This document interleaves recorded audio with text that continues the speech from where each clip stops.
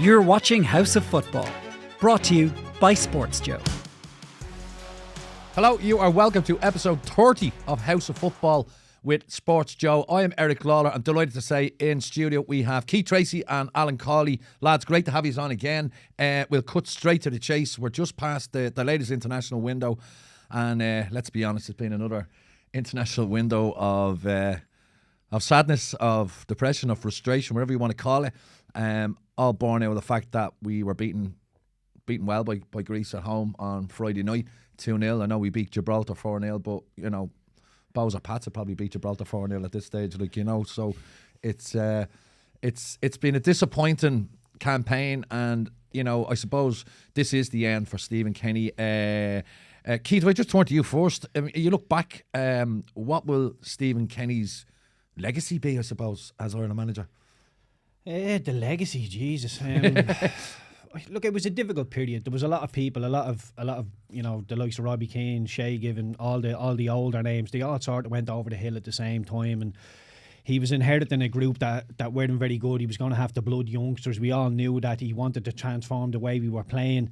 It was always going to be a very big ask, but like his legacy, ultimately it's one of failure, because he hasn't won anywhere near enough games. Even the teams we have beaten have been minnows, like the likes of Gibraltar. We beat them 4-0 last night, but you know, Greece was the game, and I done the Welsh game on Sunday, and Robert Page was under a little bit of pressure. Roy Keane has been thrown around for that job, and the way the Welsh played in that game, that's a team that want the manager to stay in the job. That's a team that you seen Rob Page got a little bit emotional in his interview as well. But you could just see they're happy. That's a sound camp. I seen Mikey Johnson comes out after the game and he said, we wanted to do that for the manager. Like, it's Gibraltar. The chips were down on Friday night. The chips were down when we played Greece last month. That's when the chips were down. That's when you come out and play for your manager. And look, anybody can go and beat Gibraltar. I'm not doing cartwheels about that game whatsoever. There's a 40-year-old customs officer playing centre half, a 37-year-old right back. And we did what we needed to do. We went and won the game. But ultimately, Stephen Kenny's reign is one of failure, but I can see it's not a great team. It's not technically not a gifted bunch, but I think even now the drum he was banging at the start, we need to play this. We're not going to play this British style of football. That was a rod that started to get beaten with his own. You think that contributed to his kind of demise, I suppose? I think so, yeah, because I think after a couple of games he realised we can't go toe to toe. You know, before we played Greece in the first game in Athens, I thought this is a bit naive. We can't go toe to toe with people that are in and around us, let alone the French and the Dutch. And the games in the Euro qualifiers that we come out with a little bit of credit is the French game and the Holland game. We didn't, like, we're not saying we played beautiful football in them games, but we ran around, we put our bodies on the line, we gave 100%, and we looked like we had pride in the jersey. That's all I asked from this group. And look, you can simplify it. When the group is not great, you simplify it, you make yourself hard to beat, you make teams play around you. Like last night, Gibraltar again aren't great, but we got the ball out wide, we put balls into the box, and things happen for us. Not beautiful, but things happen for us. So I think the Irish public really need to have a think now whether they want to this nice style of football progression and keep going down that road, or do we tighten up here and do we make ourselves harder to beat? And it might not be pretty on the eye, but maybe we'll stick around in groups. Maybe we can go and beat a Greece. Maybe we can draw with the Dutch. It's not going to be pretty, but we might get out of a group here and now. I'm not saying we will, but I think we stand a far better chance of getting out of groups and competing in groups if we're a horrible team. And look at the Welsh, look at the Scottish. They're better individuals than us, I give you that. But you don't come away from their games thinking, oh, his technical ability was brilliant. It's just a team press and a team that are really behind their manager, clear thought process and a very clear way of playing. So simplify it and play from there for me. Al, your thoughts? Yeah, it's hard to argue with a lot of what Keith has said, to be fair. And I suppose the question you asked, what will his legacy be? He has brought through a lot of players, but I think 18. He's given 18 players their debut in his tenure. Yeah, and I think that was probably. I don't think that was a case of just because Stephen was the manager, he gave all the debuts. I think if anyone else was managing, there was probably a lot of debuts to be had anyway, because we needed to change up, I suppose, that transition in terms of the players and the lads that had been moved on and lads that were coming through. So I think that was always going to be the case. And maybe the next manager might get the best out of the lads now to have 15, 20, 25 caps, that maybe when Stephen, as you say, gave them their debuts, they're starting from scratch. But in terms of him and the stuff he spoke about the style, as Keith said, and what he's trying to implement, and it's admirable what he was trying to do, we all knew that, but we also knew how difficult it was going to be, and it wasn't going to happen overnight, and it was going to take time. But I think he maybe even underestimated just how difficult it was going to be as well, because of, and I know he wanted to talk up the players, and there was plenty of managers previous that talked down the players, and we didn't like that either. So we can't be hypocrites either. You know, we were liking the fact that he was talking them up, but you have to be realistic as well at what's at your disposal. And ultimately, it's a team of championship players, and you're trying to play like Italy or Spain or Croatia or whoever, you know, and sometimes you have to be a bit pragmatic and say, well, we can't do all the things that Spain do, but we might try and do 3 or 4 things they can do, but we'll also do 3 or 4 things we're good at.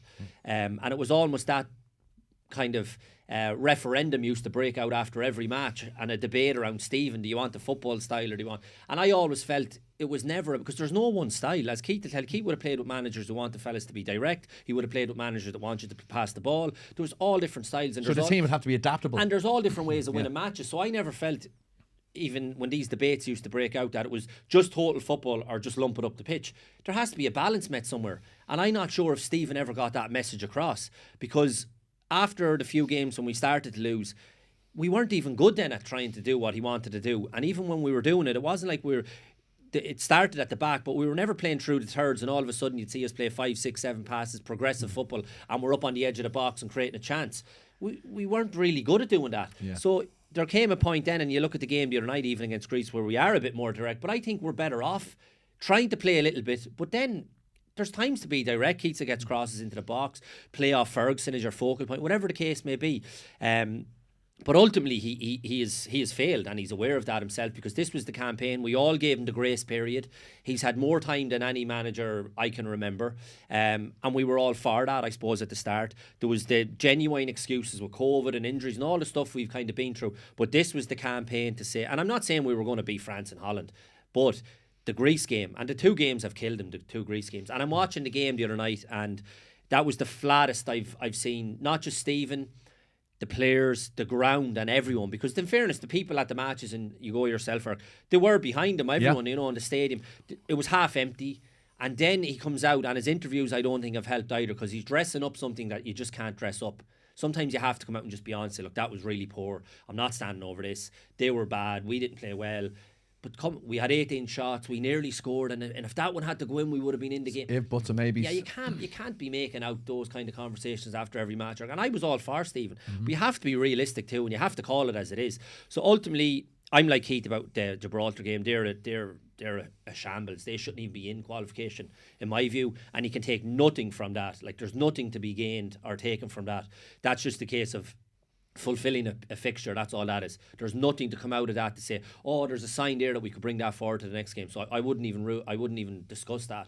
So we're down to the Netherlands game. I thought they may have made the decision after the Greece game, because I don't want to see a situation where it gets to the point where Stephen either is being humiliated or laughed at, because he's a really good person. We know that, Eric. He's a good man. He's tried, and sometimes you try things that don't work, and you just say, look, I tried my best and it just didn't work out. Yeah. And that's okay to do that too. Like, you're allowed to do that. So what maybe could have helped him if he admitted maybe 1 or 2 errors of judgment or whatever. Yeah. And I think there'd be more empathy towards him if he actually come out and says, look, I got it wrong tonight. Tactically, I got it wrong. I picked the wrong couple of players. That's on me. Whatever. Come out and say that stuff. But it's always like, we had 58% of the ball, we had this, it's always trying to dress it up. And I don't know if that's a case of him trying to justify his position, because he always was feeling like he's trying to prove himself. Or from was day always one. that battle, like, you know. And maybe that's the case as to why he does it. I don't know, you'd have to ask him. But I just feel from... And people are knowledgeable about football. It's not just lads that played football. Fans going to matches can see in front of their eyes what's going on. People watch football now. There's more access to stats and information and clips on YouTube, and fellas telling you what you need to know. So fans are not silly like nowadays. Like, fans can see in front of their eyes. So sometimes you have to come out and just say, look, we were dreadful tonight, you know. And I think when he reflects on it, maybe that's something he will look back on. But ultimately, he's tried, he's had his chance, he's given it a go, he's brought the lads through, but it just hasn't worked out for him. But see, sorry, to go back to Stephen Kenny in the media, like, before we played Greece, he was asked the question, you've had a look at Greece now, you've played them in Athens, what did you think of them?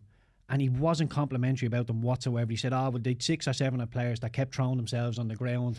They're really long in the tooth, they're experienced, they know the black arts of the game or the dark arts of the game, and you're thinking, they're a very good footballing side as well. And he never once mentioned that. Then we got beat by them, and then he said, oh, well, they're a good team. And you're thinking, you should have been pumping that into that team from minute one. These are very, very good. And you could see the first 5 minutes against Greece, we did okay. We hit the post, Smallbone had a good chance.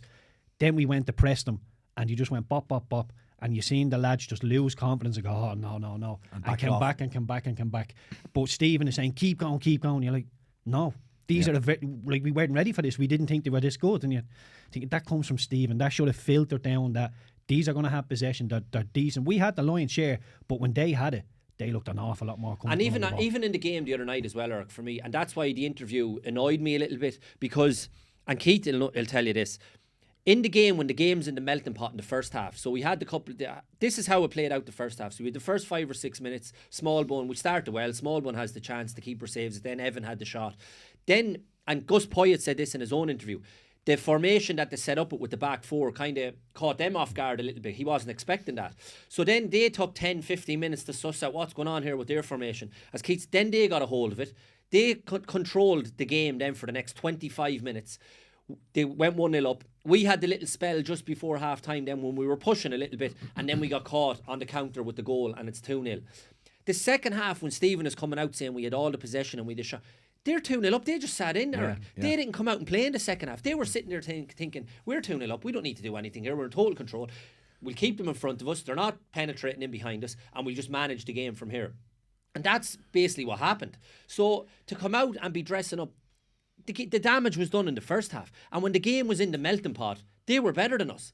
In the key moments. The big difference as well is when Greece, we played a back four, and even in the warm-up, because I was there early, I was doing the radio, we had a back three in the warm-up. They were going out doing headers, and I think they were trying to lull Greece into, or they're playing 5 at the back again, but we played 4. Greece went out, 10 minutes took them to figure it out. Gus Poyet can't get his messages across when there's 40,000 in the Aviva. He can't shout, this is what I need you to do. There's players on the pitch that go, have a look at this and go, right, I can sort this out. You go here, you do this. We don't have that. Right. Stephen Kenny sends our lads out and they do what he says. It's not, they assess the situation. And the message doesn't change until half time or you need leaders out there. You need people who can look around, take the game into account and go, yeah, I know we want to do this, but we can't do that right now. So let's back these off. Let's do whatever. And we don't have problem solvers. We don't have leaders. I just don't see. It's very hard to like anything with that Irish team at the minute. I like whatever about the Gibraltar game. Walking to the game on Friday night, it was just so flat. But on that as well, Keith, and it's something kind of along the same lines of what Keith is saying there about leaders. You never see anyone dig someone out. It's too nice. Or getting after each other, or like you're when you're being outplayed. At one point, you need to hear, like, you need to have a go at someone, or if someone makes a mistake, you have a go at them, and it might rile them up and rile you up and get the crowd going or whatever. You never see that. I always, we grew up watching the Irish teams, and people put the phrase on it now, the British style, or whatever. But we were good at ruffling feathers and getting amongst people, and that was a strength that we had. You know, we have gone so far away from that as well, Eric, and that's my point about you can play the football, but you can still have those strengths as well. So we're easy to play. It can't be one or the other. And I always find the likes of Greece coming to the Aviva, it's like, here's a lovely stadium, beautiful pitch, welcome, come on lads, and sure, you play your football and we'll play our football and we'll see who wins at the end. Do you want them to, the Greek centre-halves coming out of bed in the morning in the hotel thinking, my God, I'm going to have to clear balls, there's going to be balls coming in on my head, he's going to be standing on my toes, it's going to be hustle and bustle. No, I'll just be nice, there'll be no pressure on me, passy, nicey. It's too nice. It's way too nice. I wouldn't mind going extreme the other way and just flipping it on his head just for a little while so people get, oh God, it's Dublin. I don't want to go to Dublin. And not because we're a great footballing team. You know what you're going to get. You're going to get hustled. You're going to get busted. It's going to be 100% effort. And we might turn over a few people. I mean, eat it against Van Dijk. Van Dijk's one of the best defenders in the world. And I know he's come down a little bit. But when he was one-on-one with Adam Ida, who's playing in the Championship, he looked bang average. Yeah. And on that as well, and that's 100%. Something then when you're actually talking about players, he brings Callum Robinson on then the other day. He hasn't featured in months. And Ida played well against the Netherlands. So I was sitting there thinking, if I was Ida there, I'd be saying, like, I started against the Netherlands and scored and did okay in the match, as Keith said. And this fella's coming on now ahead of me. Like, that wasn't the reason we won or lost. But a couple of little things like that as well would make me think, you know. Right, just to be, I suppose, devil's advocate for a little bit, right? There's this narrative, I suppose, in the media at the moment that it's not that we lost against the big teams, it's how poorly we did against the teams in and around us, right? What gives us the right to be Greece home and away? What gives us the right? I know they were ranked 40, whatever it was, or ranked lower than us. But as you mentioned, Keith, they've got players who are playing for top level clubs in Greece. You know, Olympiacos. When this draw was made, Eric, when this draw was made, I didn't have us down as beating Greece. Right. I had us down as this is really hard. This is France and the Netherlands and Greece and us. Mm-hmm. But people are saying Greece, using Greece as an example of a team we should be getting results against. But I, like yourself, I was kind of going, well, you know, these have a lot of lads who are playing Champions League football regularly. Like, you know, and there's a bit they're of that. a proud nation. They won the Euros once, that famous Euros win in 2004. But I just think that stick has been used to beat them a little bit, and I think it's slightly unfair that we don't have a divine right to beat the likes of. I mean, even you go back to the Nations League against Ukraine. You know, why should we be beating Ukraine? But I think the stick. I agree with you on Greece and Ukraine. If you're using them as examples, we don't have a divine right to be beating them because they're very good and they're better than us. And technically, it's the Azerbaijans and the Luxembourgs. Mm-hmm. They're the ones when you say we couldn't. They're the ones that are in and around us that we couldn't beat. I think that would be my view in terms of a stick to beat them. I always felt people will live with the France and the Netherlands and even the odd game against the Greece away from home if you lose. But we're beating Luxembourg and we're beating Azerbaijan and we're beating Latvia and we're beating the teams that we should be beating. Those teams. But they're games that he's lost as well. And that was always building up towards then. If he was winning those games and having a little bit of credit there, but maybe struggling against the top nations and putting in I'm not saying we want moral victories, but putting in a game against France where there's keeper pulls off a save at the end and you think, whoa, we could have got a 1-1 draw and we played quite well against the world champions. People will live with that. But he was having no credit against Luxembourg and then having to go and lose them games as well, and it was all building up into the narrative around, well, he's only won 5 games in 27 competitive matches and all this kind of stuff. By the way, Greece didn't come here and it wasn't a smash and grab against us. It wasn't a smash and grab in Athens. They absolutely battered us in Athens, and for large periods they battered us in Dublin. And this is a team that we are ranked in and around. It's a team that we're actually ranked better than, but technically they're a million miles ahead of us. And people keep saying, we need to play this style of football. We're playing catch up in that style of football. We're years behind the rest of Europe. We are getting better at it, but what we're good at is, you know, the old style of football, the old school, if I want to. So you would mix it up, Keith, is what you're saying? I'd mix it up, but again, I go back to problem solvers. If I'm in the dressing room and I'm telling them, lads, play into the channels, give them nothing early doors. If they go and stand off you, then by all means play a bit of football. You have to suck them out. I'm playing long. It means to an end. So when they start to back off, now we play football. Then when you come back, then we go behind again. It's a little bit of what they don't want. You don't just keep saying this is plan A and plan A is plan A and plan A is plan A. There has to be different ways to win the game of football. And the only time Stephen Kenny ever looks like winning a game of football is when we put the ball into the box. I mean, Shane Duffy is still the top goal scorer under Stephen Kenny. So wow, I didn't know that. And the thing about you're probably right. I hope I'm right, because your reaction didn't fill me with confidence. No, I'm just shocked. I wouldn't be surprised though. The thing about that as well is that would be all right if you've one way of playing and you were really good at it. But we're playing that one way and we're only okay at it. Yeah. If even, you know. So the end doesn't justify the means. No, like in European football, you'd probably say Greece are okay at doing it in terms of where we're ranking people. If as a footballing team, we're not okay. We're not okay. Like Stephen Kenny has even said, we're one of the best footballing teams in Europe in this campaign. You're like, where have you got that from? And look, we're not. We have to be realistic here. There is ways that I don't like talking down the lads, because there is attributes in that squad that we can win games of football. But going toe to toe for a game of football, I just think at this stage now is naive and silly. Okay. So, I mean, just to labour that point about this divine right to beat. I'm looking. We did a little check back on previous campaigns with results against teams in and around our levels, and like if you go back to 2008, hammered by Cyprus, right? 5-2. Remember Stevie drew 1-1. Czech Republic drew 1-1, lost 1-0. Wales 1-1, drew 2-1. Slovakia 1-1, drew 2-1.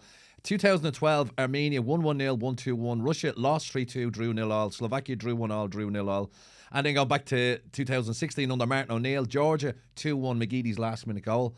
And then we won 1-0 in Dublin. Scotland away, lost 1-0, drew 1-0 in Dublin. Drew 1-0 at home to Poland, lost 2-1 away.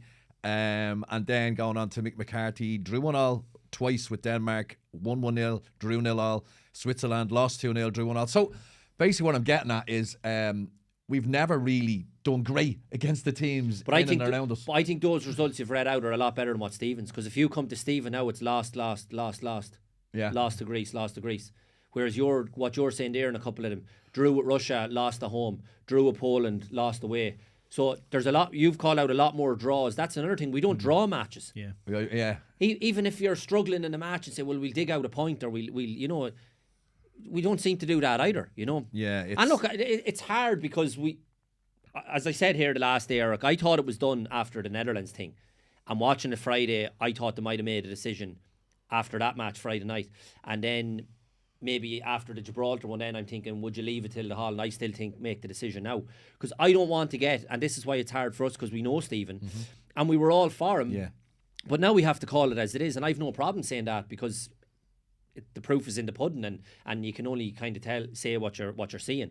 But I don't want to get it to a stage where he's been hounded out or humiliated. I don't want that, because what he tried to do is admirable, Eric. I was at the games with Trapattoni and McCarthy, and you're coming out of the games there towards the end, and there was a sense in the stadium that, come on, surely we can do a bit better than this. Like the world is moving on, yet we still seem to be years behind. So in like, I suppose what he tried to do was admirable in that sense, in that his heart was in the right place, what he was trying to do.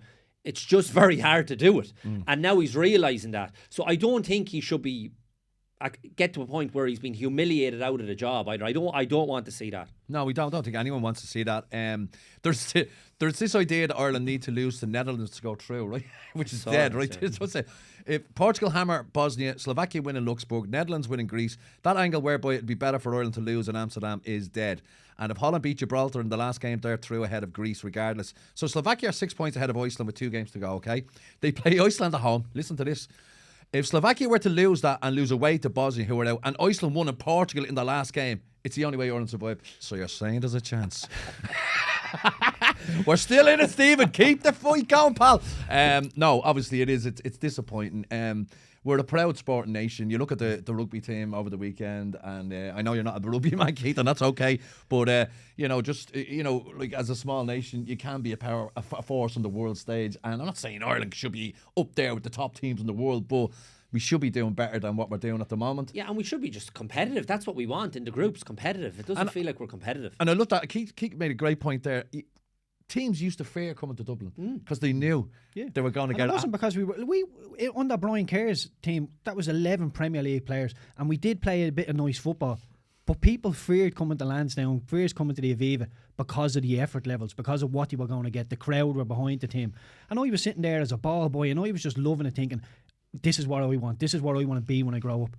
In the Aviva on Friday night against Greece, I don't think anybody was walking out thinking, I want to play for this Irish team. Yeah. It was so poor, and we're a million miles away from that great Irish teams that I used to play in with great individual players.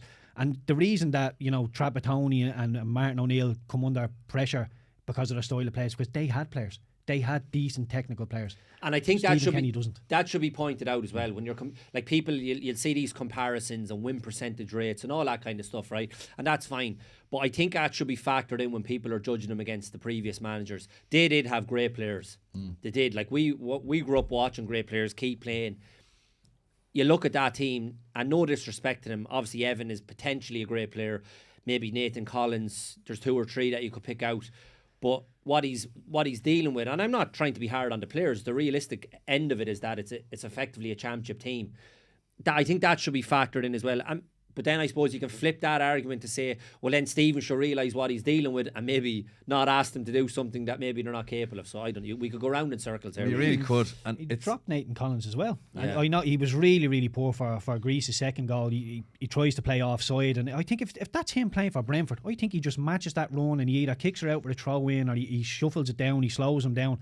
But to hit the brakes and look for the linesman to dig you out of a hole is like, how low on confidence are you right now? Do you reckon that was symptomatic of the confidence levels? Yeah, because if that's a confident player, like I know, look at Van Dijk and Collins, but if that's Van Dijk and he's prime, he just eases over there, slows him down, maybe waits for it and then nicks the ball out and then everybody shuffles back. The fact that he hits the brake is just like, you're not backing yourself to go into the channel with this fella.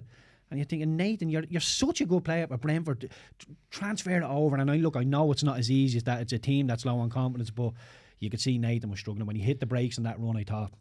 And that's another thing with the style of play. Like we often, look the modern day teams that are really good at, say, Brighton and the teams that play out from the back and the way it's gone all fashionable with teams, and it's that risk reward element.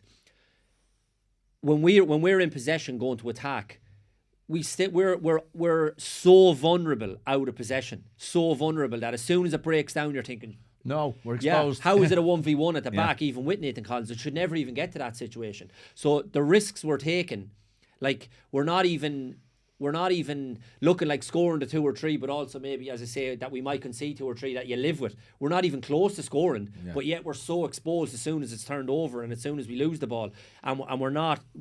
So it's not risk and reward; it's risk and even bigger risk. Yeah. We're a possession-based team that's so blunt. It's unbelievable. If you can't be if you're a possession-based team that doesn't really pass forward and you don't really have threats in the middle of the pitch, you become your own worst enemy when you have the ball. Because they're just shaping the press off your sideways and backwards passing, and you're putting yourself under more and more pressure to be good with the ball. And look at even Nathan Collins is decent for Brentford at playing football, but he has the confidence to fizz it into the middle of the park and go, you deal with that. He can't do that with Ireland. Like Josh Cullen is decent, he'll keep the ball, but he's not going to give you a platform to go forward. Yeah, he's not that creative force. He's not. And look at Cullen is a very good player. He has brilliant attributes for Burnley. He'll go around, he'll get you the ball back. He's a leader in that team as well, funny enough. But not Company loves team. him, doesn't he? Company loves him, but what he does is what Malumbi does. It's what Knight does. It's what everybody does. They're too similar in there. And look, they just all have the same attributes. We just need a technician to go in there. Even Smallbone. We're saying maybe Smallbone's the one. Smallbone's a decent player, but he's playing for Stoke. So let's get the levels here. There needs to be a reality check here. And this is, I don't want to keep talking down the players because they are playing at a very good level. I played most of my career in the Championship. It's a very, very good level. But on the European stage and the world stage, you know, you're going to be found out. So we need to change how we're playing, and it might not be pretty, but we'll compete in groups. Well, I would say the Championship's probably in the top 6 leagues in Europe. It was last year, wasn't it? It was voted in the top, in terms of attendances and quality. But so what's next for Ireland, Al? Yes. What are we going to do? What are we going to do? You see, I was looking at the one of the betting sites today, and the list of potential managers, and it's a long list. Gus Poyet's actually thrown his hat into the ring. That was great. Imagine him just winding us up. Yeah, I know. I think it's a little element to that, isn't there? But also the fact, I love the fact that he mentioned that he saw loads of lads in Dublin in tracksuits. I thought, where was he walking? Where were they staying? I was like, yeah, that's kind of par for the course for Ireland, really. Like a lot of lads in tracksuits. But he took that as, you know, fervent support for the Irish team. He says, Lord, beautiful stadium. There we go, beautiful stadium, beautiful pitch. He says, passionate supporters. I would love this to be a great environment to manage in. Now, he said, I think he said that after they won the match, so he was in good form. Maybe he was playing silly beggars. But isn't he the type of coach that maybe we should be looking at that, you know, instead of the same old Neil Lennon, Sam Allardyce, you know, the usual names that are thrown out there every time the Ireland manager becomes, should we be looking a little bit left field? And you know, as you say, there's always data and stats out there that we want our players to play a certain way. Which manager gives us the best chance of playing that way? Who believes in that system? Makes us harder to beat. But when we're not pressed as much, we play a bit more football. You know, should we be looking outside the usual candidates? Yeah, 100%. If there's someone there available, definitely you should explore every avenue, is what I would say. I suppose finances are going to dictate who we can get as well. But I don't want to see a manager just taking a job based on the pay packet that he's going to get. If someone is adamant that he can come in with a group of players, whether he's from the outside or whether he's linked to Ireland, and say, I can do a good job with these, well, then I'm all for that, and he's here for the right reasons. But if there's a fella sitting at home saying, well, they're only giving me like 400 grand, but I could get 500 grand somewhere else, we don't want them fellas, like, you know what I mean? So I think the finances in terms of where the FAI are at, and it's as grim on the pitch as it is off the pitch in terms of the finances. I think that's going to dictate, as you say, the names that are being bandied about, Eric, because we're not shopping in Brown Thomas when it comes to managers. We're shopping in Aldi. Yeah. Well, yeah. No, look, I actually, Gus Poyet would excite me. Yeah. I think if he was to come in, look, whether or not it's actually a real viable to happen, I'm not too sure. But he's overachieving with Greece. I know they are a decent team, but he is overachieving. He's at their second at the minute. I know they probably will be overtaken by Holland, but doing really, really well. The style of football he's playing is brilliant. But I think he's realistic. I think if he was to take this Irish team, he would play a more pragmatic way. I think he's played in the Premier League, obviously a very good player. He understands the game very well, and he's very good in the media, but would the FAI trust him? He's a little bit of a maverick, isn't he, in the media? I think a lot of stuff would come out that maybe wouldn't come out, so I don't think I think what he's shown, if you're talking about him specifically, he has shown in the 2 games he's outfoxed and outtaught Stephen in both games. Tactically, in the media. He won the press conference, Stephen Ting, the other day. He was laughing at them. Like, Keith Andrews came out with his comments, and I was kind of saying, Keith, Like, that happened 6 months ago, like, and that wasn't the reason we lost the match. Even if there was somebody watching them or at training. But again, as I go back to data and stats, like, it's not difficult to find out how a team plays nowadays. Whether you're living on one side of the world or the other side, you can find it out fairly handy. So that was never why dig that up. And then Poya come out. Then he had his time to think about it, and he comes back. And he was reveling in it. Yeah. You know, because he is a character. He is a bit of a maverick. He's such a maverick. If he did take over the Ireland job, he'd probably bring Keith Andrews in as a number 2. So I just think, like, if you're talking about him in terms of as a manager, absolutely, I'd have no qualms whatsoever. But what he did show in those 2 games was he won the 2 games on and off the pitch. Yeah. I mean, look, It's a sad time. We're all massive Irish football fans. We love our football. We want the international team to do well. And I think the next appointment, Keith, is hugely important when you see what's further down the tracks. The Euros are going to be played in Ireland in 2028. And it would be amazing if we built towards that now, I think, you know what I mean? And develop the style, as you say, where we become difficult to beat at home again. And that we have a team that we're proud of going into what will be an amazing thing for this country when the Euros are held here. It's going to be the next competitive game we play is not till next September or something. Like, there's a year now. It's going to be friendlies for the next. So we're playing Oman 3 times. Yeah. So March and June, I think, is friendlies. Now you have the New Zealand one at the end of this campaign. Oh, revenge for the rugby. Sorry. So then you're into March, then you're into June, and then, like, if the Euros are on, we're not going to it. So I think it's the Nations League a full year now without, like, and for us, as you say, who mad about the football, like, even that alone, like, you know, like, so in terms of, I suppose, a new manager coming in, there's time to bed them in there potentially and give them the full year leading up to the next September.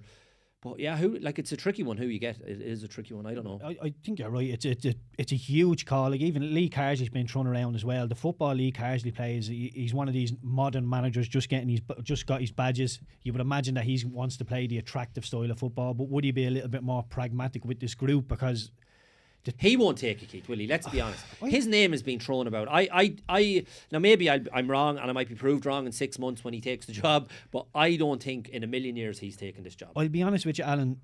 My personal opinion on it was his stock was too high. After what he's done with the English 21s, his stock was too high, and it's probably a step backwards to take the Irish team. And given it's senior men's football as opposed to 21s football, it's a ridiculous thing to say, but I do view it as a step backwards.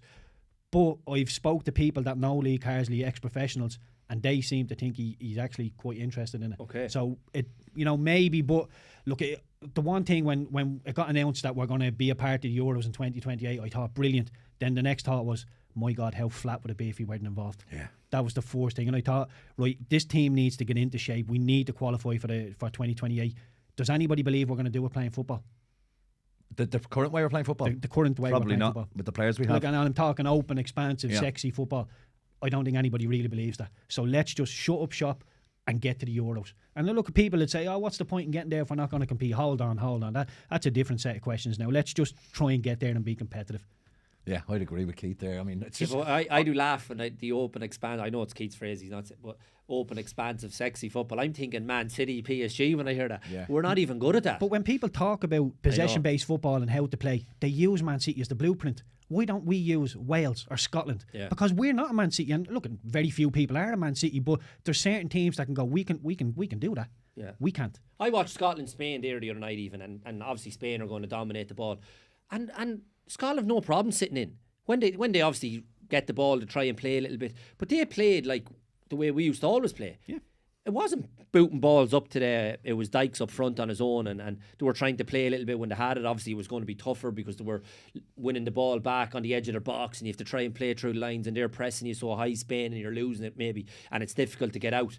But it wasn't just kicking it up into the corners and defending on the edge of their box for 90 minutes. He's done a brilliant job, Steve Clarke. Do you know what Sam Allardyce used to say? It's not long balls forward, it's balls forward with quality. That's what he used to always say. There's a nice way of putting it, isn't it? Yeah, because I mean, like, give Sam the job. No, we're not going down that road. No, we're not going down that road. And you don't want that. Like, I'm joking. No, but I'm just saying there's a place for that. Yeah. There is a place for that in football. People seem to think, no, it's total football. No, if other teams are better than you at football, go and play them at a different It's like what me and Keith have been saying for the last half an hour. There's a balance, Eric. It's like everything. There's a balance. You play when it's on. When it's not on, you don't play. And you make those... It can't just be one way or this way. Can't be. You mentioned City there, and even City have been known to hit it long. these days now. It's not all just total football. Every team in the world, you know. You, as you say, you cut your cloth to suit your needs, kind of thing. And we need to hit it long. Hit it long. Don't be ashamed of it. As you say, it doesn't have to be a long ball. It's a ball hit with quality over the long distance. I suppose it's great to put the international stuff behind us and look forward to another weekend of Premier League football.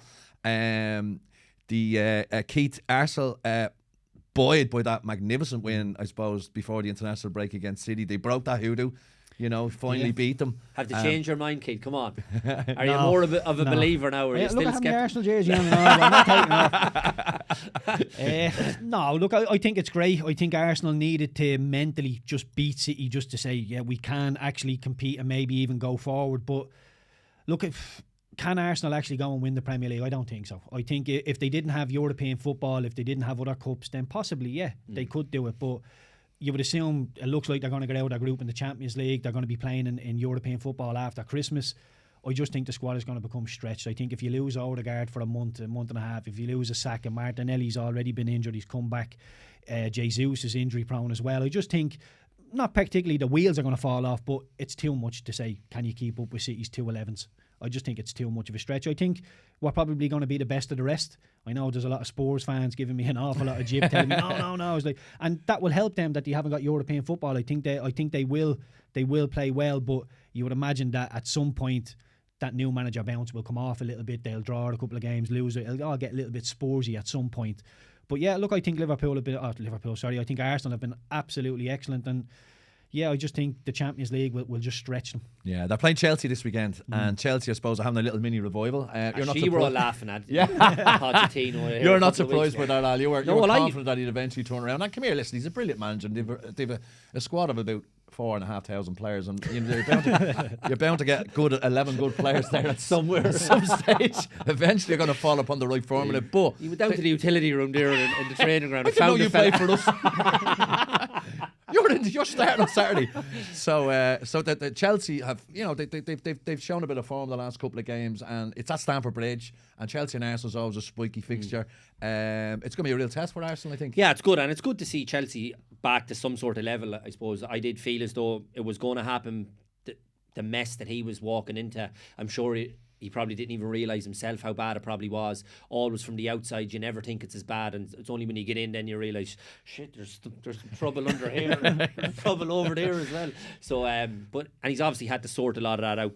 Now they're on the pitch getting a couple of results as well, and you'd hope that would kind of spring a bit of confidence and push them up the table a little bit, because they do have quality players and he's a quality manager. Arsenal, though, as I've always said, Eric, I think they can win the league.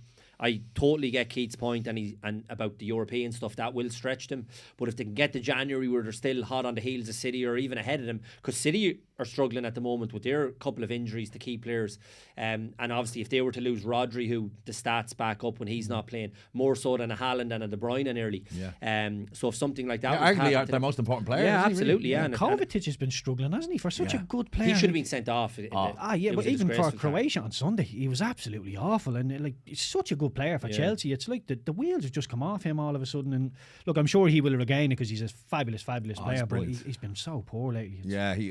But I've always said it from day one, I think they can win the league, and I think Liverpool are in the mix as well, because there is going to be some sort of a knock-on with City after last year winning the treble.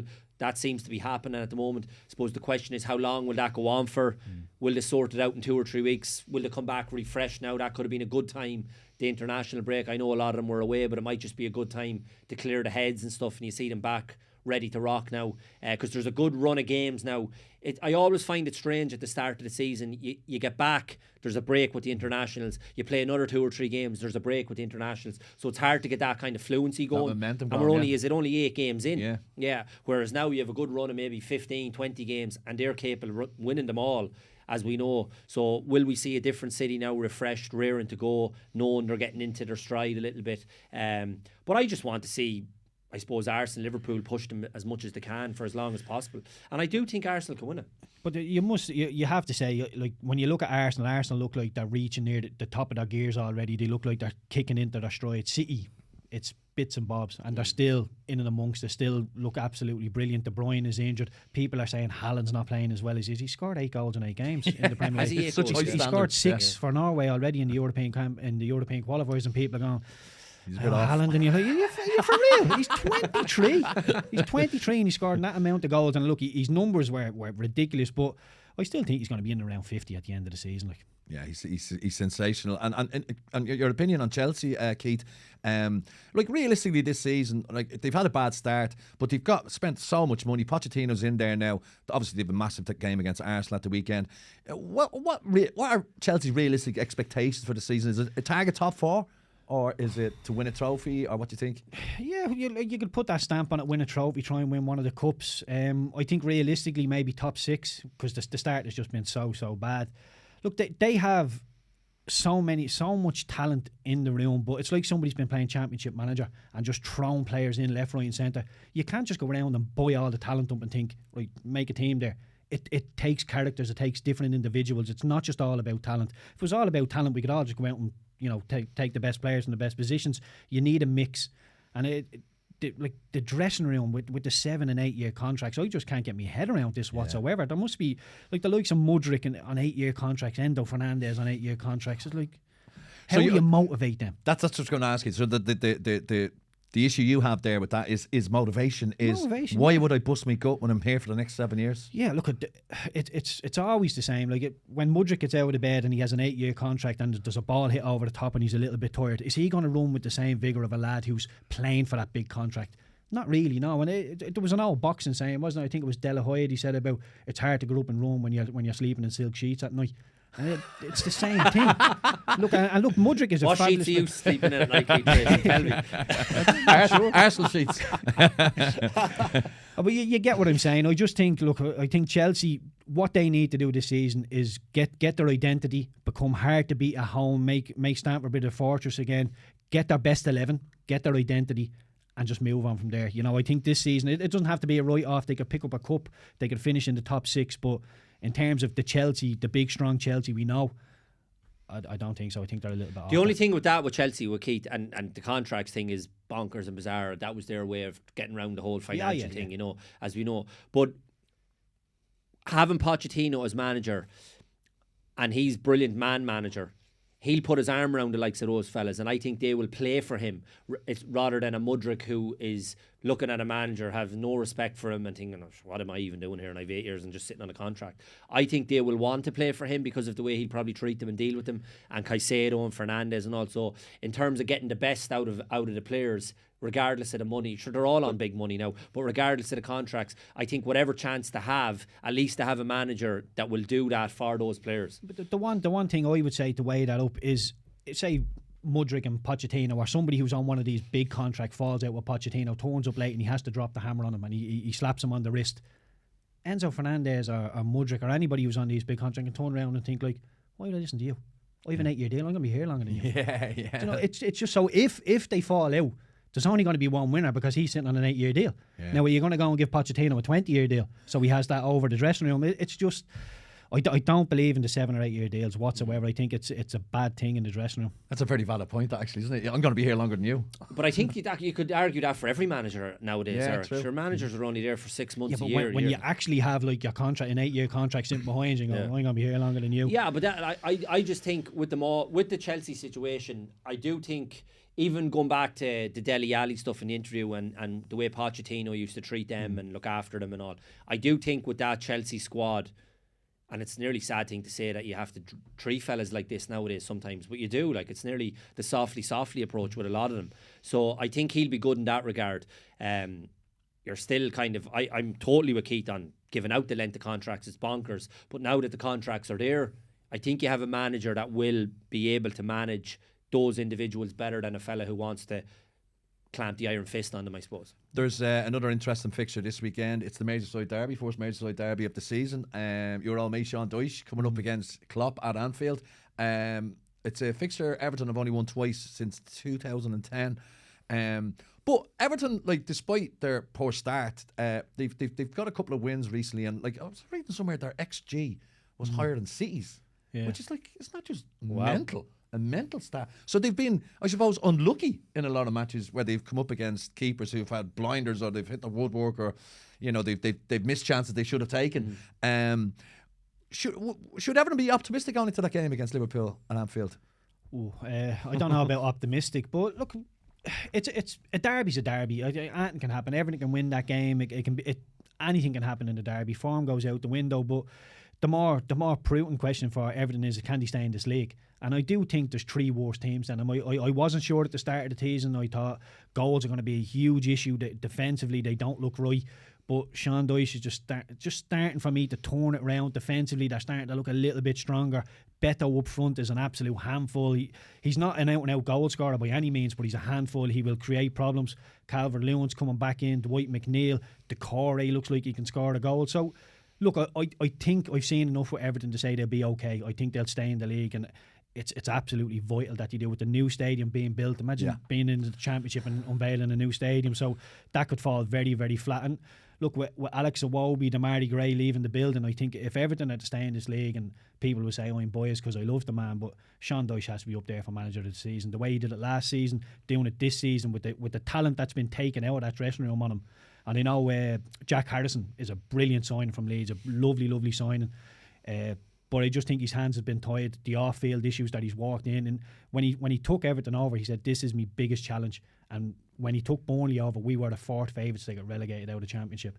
So it just goes to show you how big of a job he has at Everton. And I think he's been absolutely brilliant. I think he's probably the only manager who could put up with that stuff off the pitch and just protect the players. And he's the only man for Everton at the minute. I think he's outstanding job. I'd agree with Keith there. I think I think Everton will stay in the league, and I think they'll comfortably stay in the league. I think they at the end of the season they'll be in and around mid-table and comfortably ahead of the relegation fight because of what I've seen Dyche doing over the last few months. Yeah, and that's something we've always said, I suppose, when it comes to them in the position that they were in as well. And I used to always even say it at Burnley, I used to always give them a chance over anyone else purely because of him. Because of the way he deals with the situation, never gets too high when they win, never gets too low. It's always measured, balanced. Keith obviously has a personal relationship with him as well and speaks so highly of him. And I've always felt that from the outside. I've great time for Sean Dyche in everything that he does and the way he conducts himself. So to bring that across to Everton, that was the same story last year. Even when they were struggling, there was never a sense of panic on his face. You look at other managers that are down there, and it's and you think that the years are growing on them as the weeks go by. Whereas he always looks the same: crisp white shirt, purple tie. It's a navy one now for Everton. The shaved head, the big muscly look. I'm in Alpha male. I'm in control of the situation there. Yeah. No, I do. I've great time for Dyche, and he's a real character, isn't he? Yeah, brilliant, and a good person. More importantly, as Keith will tell you. What about him for the Ireland job? He'd be brilliant for the Ireland. He would Sean be brilliant. Dyche would be actually excellent. Don't get me started. I would absolutely. I'll campaign for Sean Dyche to get the job. You have to be on the coaching ticket there. He'll be outside Abbottstown with a and we'd be sitting here saying, "Do you remember that Treacy fella telling us this is how you play for Ireland?" Yeah, look, I have his number. I'll forward it on to the FBI. We'll sort it out. See, if it's not working out with Everton, there's a little job over here in Dublin. Lovely stadium. Lovely stadium. We've got. You have to get him a green tie to go with the white shirt. Yeah, it looked well on him. It looked well on him. And the orange beard, green and Did orange you- and white shirt. look, There we look, go. We have the he's made tricolour on him Listen, there's the podcast right there. Sean Dyche for the Irish job. A couple of other fixtures. There's an attractive looking fixture there. City against Brighton. Brighton having a bit of a wobble at the moment, and still De Zerbi's not going to change. He's still going to play one way. There you go, keeper. It's crazy to think that that's how far they've come. You're having a wobble. Yeah, They lost a couple of years. and they're in 5th or something, whatever it is. Like, you know what I mean? And even the I suppose what's catching them out a little bit at the moment, and it was probably back to Keith's point about Arsenal and Europe. This is them having to contend now with Thursdays. I even heard Evan Ferguson. I think it was in the build up to the Irish game. He said that as well. How normally when you have the run into the games. Last year they weren't in Europe and you're having a week training on the he says we're going game Thursday, game. warm down match at the weekend, and you're have very little time on the training ground, and then just the adjustment, the players are making changes and bringing fellas in and fellas injured, so they're just having to contend with that at the moment, which is something new for them. But you know my feelings on De Zerbi, they're brilliant. Brighton are brilliant to watch. And City will be looking to obviously end their little barren run at the moment, like 3 domestic defeats in a row. When you count that, There's a bit of pressure on that, so especially playing Brighton. Yeah. Where's that game on? It's in the Etihad. Yeah. Yeah. Well, it won't hold any fears for Brighton, but there's a bit of pressure on City for the first time ever. Yeah, for the first never mind time that Champions League final. in a long time. But they'll have Rodri back now as well. Oh, yeah. Um, So it's a comfortable 3-0 win for City. Got to be with Rodri being back. Your impressions on Brighton, Keith? And like it's probably unfair to say they're having a wobble. I mean, they play the way they play. You can't say they're having a wobble. My God, when you look, even like if you're looking for excuses for the Zerbi, and he doesn't need excuses. Look at the talent that's gone out of that room over the last couple of years. Never mind just McAllister. Like there's so many. And look, I love them. I think if they're playing Arsenal, I'm not a fan of them. But when they're playing anybody else, I absolutely love them. They're my favourite team in the league. The way they go about it. And the difference with the Zerbi, and you said it there that he will just keep playing the same way because he has the talent to. He knows that's what they have. So when we say with Stephen Kenny, come on, we need to start going, that's because we don't have it. He has it. He has it in spades there. Matoma, Sully March, Evan Ferguson, even Danny Welbeck. Like Danny Welbeck is.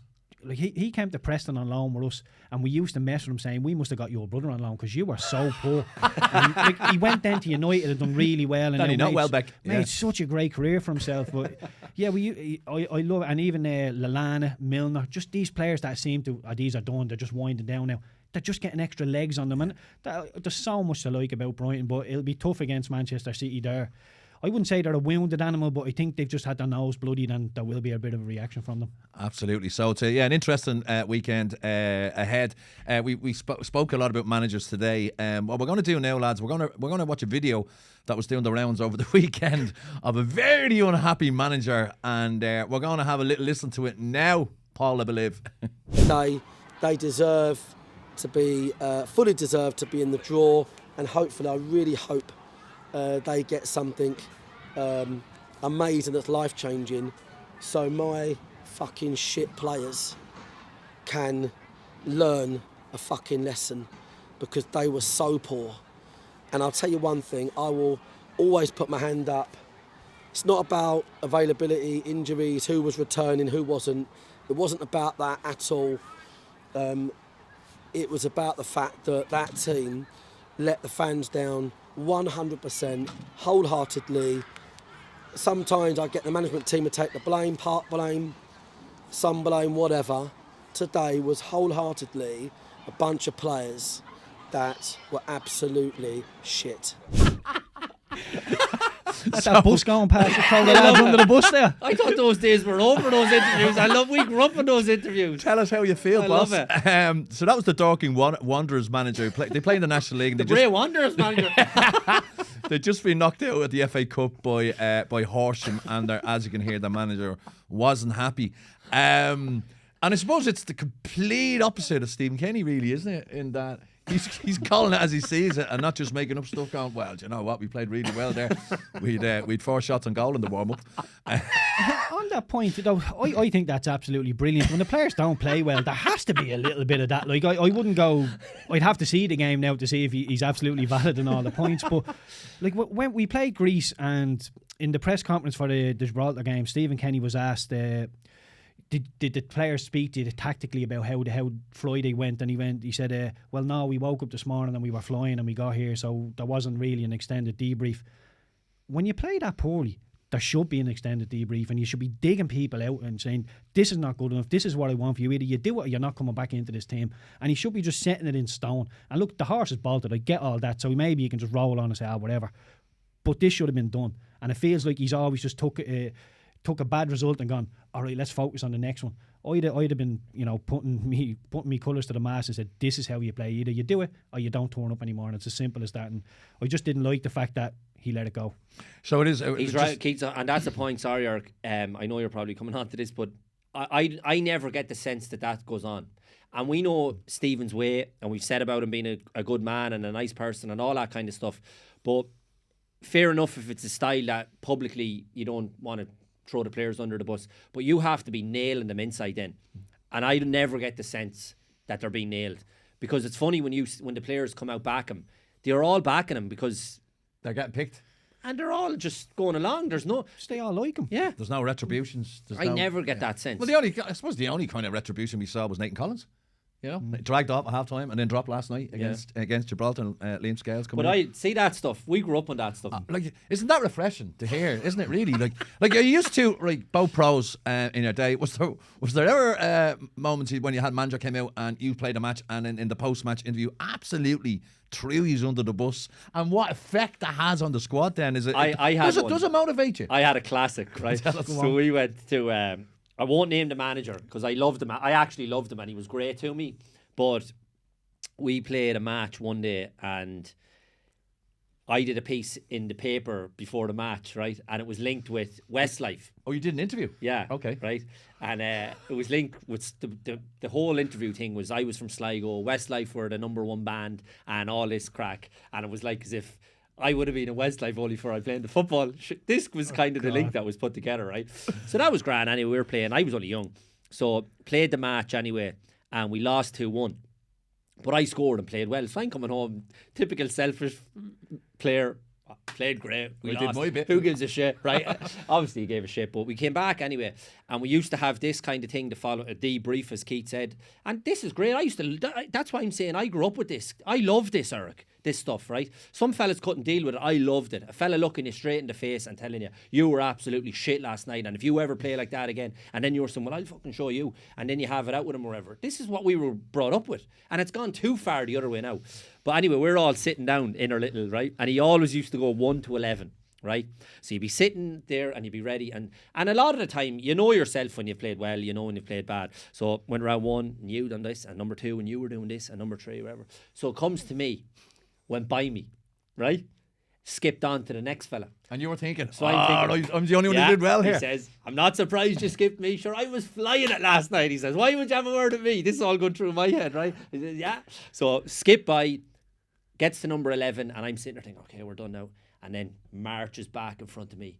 And as for you, right, stand over me. He says, I'll give you a Westlife. He says, I'll give you a Westlife. He says, see, if I was playing with you, I'd fucking burst you. I swear to God, and I'm sitting there like this, and I used to love this manager. I still love him, right? And I was sitting there going like this, right? And he had that real authority, right? And I'm like, fucking hell, right? I'm sitting there on.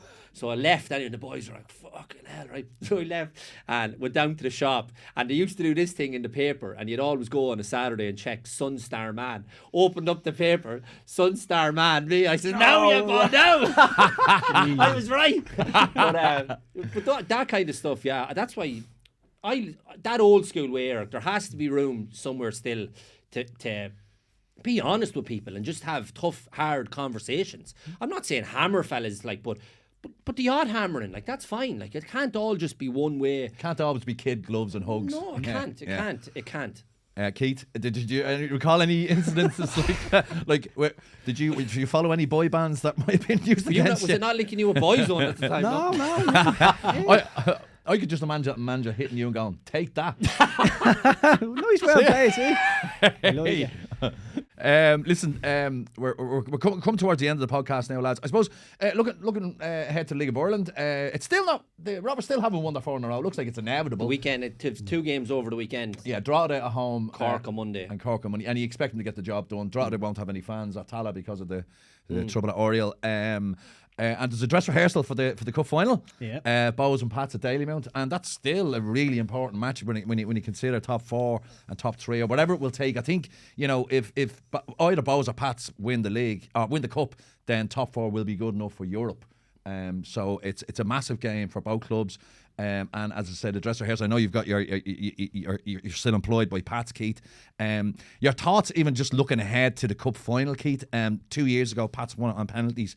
Jamie Bastards. Anyway, sorry, it was a great match, great spectacle, record crowd, 37,000 I think it was at the time. We're all giddy, like League of Ireland fans. You mentioned some of your favourite days of the year, the FA Cup final. Favourite day. I'm so excited for it, but also really apprehensive because it's the biggest day in Irish football, and you just want Bows to win a bleeding trophy, basically, you know. Do you expect the crowd even to be bigger for starters, Keith? Yeah, I think it will be. I was obviously at the Greece game on Friday. I was speaking to a couple of the FEI heads, and they're saying they think they're gonna go past the record. So hopefully, yeah, I think it's going to be a great game. I think on the face of it, without getting too deep into it, I think Afalabi against Joe Redmond is going to be a huge battle. Whoever comes out on top of that will probably win the game. But you know, the usual for Pats, I think Sam Court is a huge player for them. Chris Forrester, Sam Court is brilliant. Yeah. I think it's inevitable before he moves, whether it's across the water or somewhere on the continent. He's a brilliant little player. Chris Forrester, and there's so many young players for Pats now. The likes of Conor Carty, Joe Redmond is young as well. Sam Curtis, there's Reece Bartley coming through, Mason Millier, Adam Foley, many of them. Adam Murphy as well. They just keep coming and coming. So look, I think Pats at the minute is in a really good place. Can they I don't want to say the good thing is, but it looks like Rovers are starting to wane a little bit. It looks like it's starting to get a little bit heavy. So I think they will win the league this season, but next season is the one that I think Pats are going to have a real shout for. Bowes will be up and amongst it as well. And I heard in Shelbourne are going to be financially backed as well. So look, I think the league next year will be I don't want to write off this season already, but I think next season is going to be a real good season. But yeah, the final, I think Pats will do enough. I'm sure you don't think that. I don't know. I mean, it's one of them. I never make predictions. I was impressed with Bowes against Galway. I went down and did that game. I thought they were really good, put under a lot of pressure, like old school football, balls into the back, the way I want Ireland to play type of thing. But yeah, I thought Bowes did what they needed to do, defended really well. Yeah, and I was worried going into that Galway game, and especially when I was there as well, Keith, in AMDC Park. What a great little ground for League One, and a huge addition to the Premier League next season. But when I was seeing Galway walking out, my God, they'd like giants walking out onto the pitch, like huge units, not just tall, but that size. A manager playing to the strengths as well of what to do, Caulfield. So, and I was worried about our ability to defend, but Novak, who I had reservations about, was exceptional and won everything in the air. He was brilliant, and and I suppose it was a good sign that Bowes went down to 10 men with half an hour to play and were dogged and organised and hard to break down, and they'll take a huge amount of confidence coming out of that. So lads, listen, again, we've run out of time.